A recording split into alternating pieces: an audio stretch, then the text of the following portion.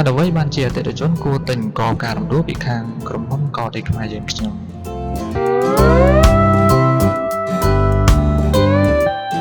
ដោយសារតែក្រុមហ៊ុនបានចងក្រងជាសហគមន៍និងធ្វើការដាំដុះតាមរយៈការស្ទូងហើយប្រើប្រាស់តែជាមួយជីសរីរាង្គសុទ្ធតែប៉ុណ្ណោះដែលបានកែច្នៃដោយបងប្អូនអំពូមីននៅក្នុងសហគមន៍ផ្ទាល់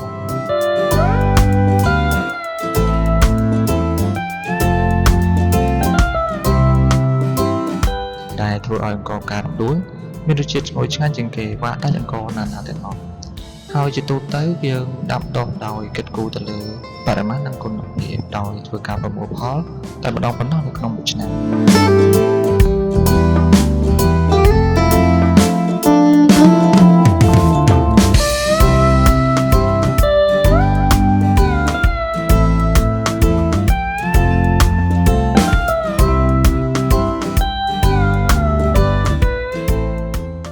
បើចង់បានអង្ករបាយទុនឈ្ងុយឆ្ងាញ់កុំភ្លេចណាអង្ករដីខ្មែរ